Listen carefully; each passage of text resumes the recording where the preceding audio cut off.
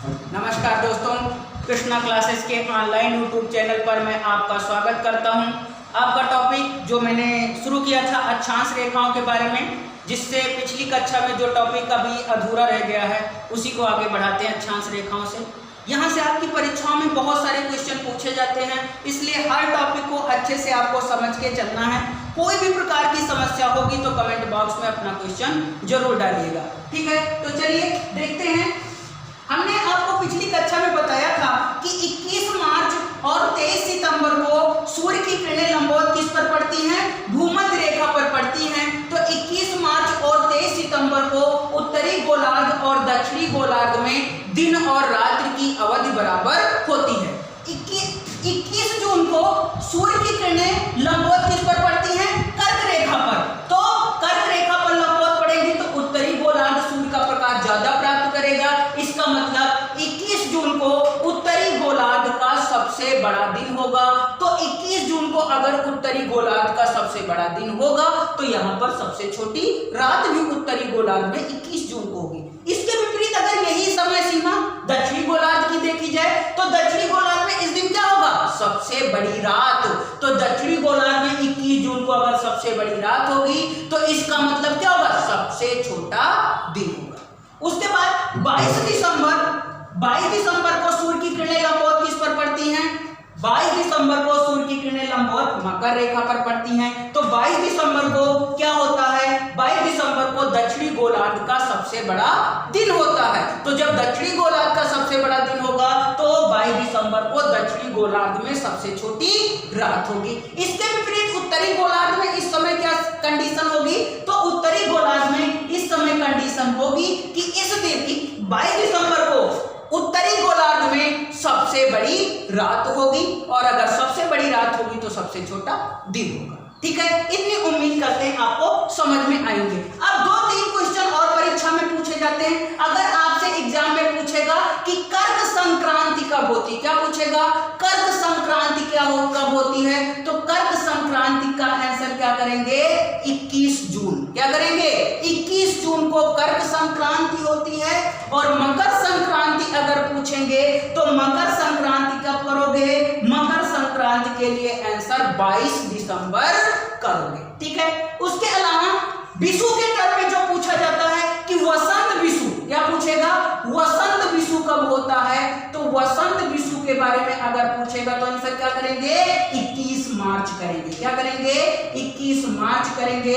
शरद विषु के बारे में पूछेगा तो शरद विषु के बारे में अगर एग्जाम में पूछेगा तो शरद विषु के बारे में उत्तर क्या करेंगे?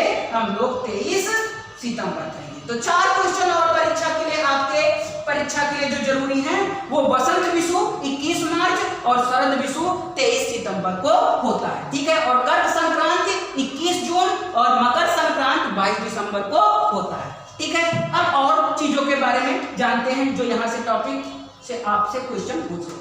अगला क्वेश्चन जो आपकी परीक्षा में बहुत बार आया हुआ है,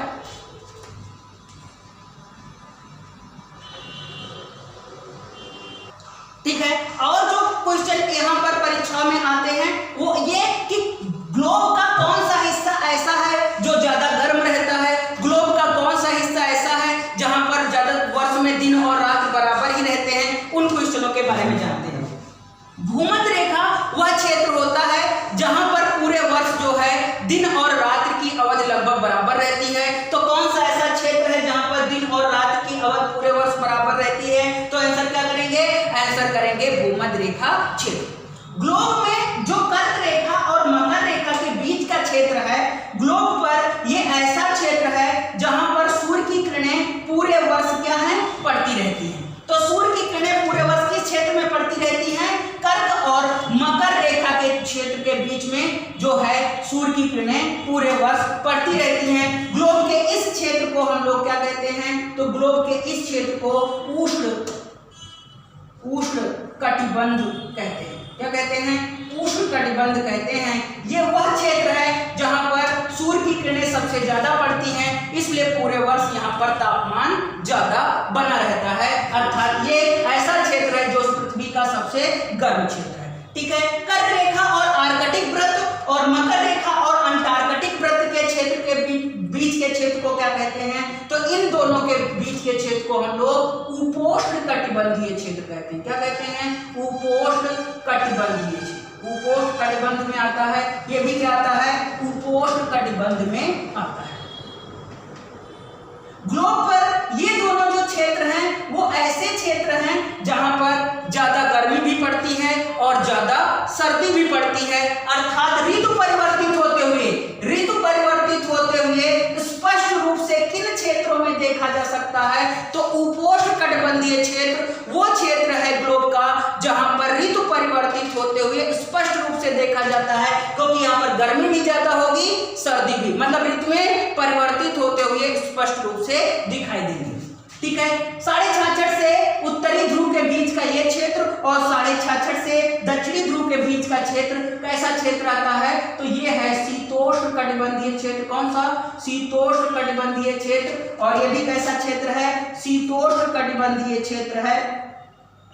शीतोष्ण कटिबंधीय क्षेत्र है। इन दोनों क्षेत्रों में वर्ष के 12 महीने क्या होती है? शीत ऋतु रहती है, अर्थात ठंडी बनी रहती, क्योंकि सूर्य का प्रकाश सबसे कम कहां पड़ेगा? ध्रुवीय क्षेत्र में। सबसे कम सूर्य का प्रकाश कहां पहुंचेगा? ध्रुवीय क्षेत्र में। तो यहाँ पर क्या होगा? वर्ष के 12 महीने क्या रहेगा? मौसम ठंडा रहेगा। इस क्षेत्र में सूर्य का प्रकाश जब उत्तरी गोलार्ध में आएंगे तो पड़ेगा, दक्षिणी गोलार्ध में आएंगे तो कम पड़ेगा। तो इसका मतलब क्या है? ठंडी भी रहेगी, गर्मी भी रहेगी। तो ये कैसा हो गया? उपोष्ण कटिबंधीय। और उष्ण कटिबंधीय में वर्ष के 12 महीने क्या होगी? गर्मी होगी। तो इस प्रकार से आपका अक्षांश रेखाओं वाला टॉपिक पूरा होता है। अब अगली क्लास में हम लोग देशांतर रेखाओं पर परिचर्चा करेंगे। उम्मीद करते हैं ये टॉपिक आपको भली भांति समझ में आया होगा। अगर हमारा चैनल आपको पसंद आ रहा है तो हमारे चैनल को लाइक, सब्सक्राइब और शेयर जरूर करें। धन्यवाद।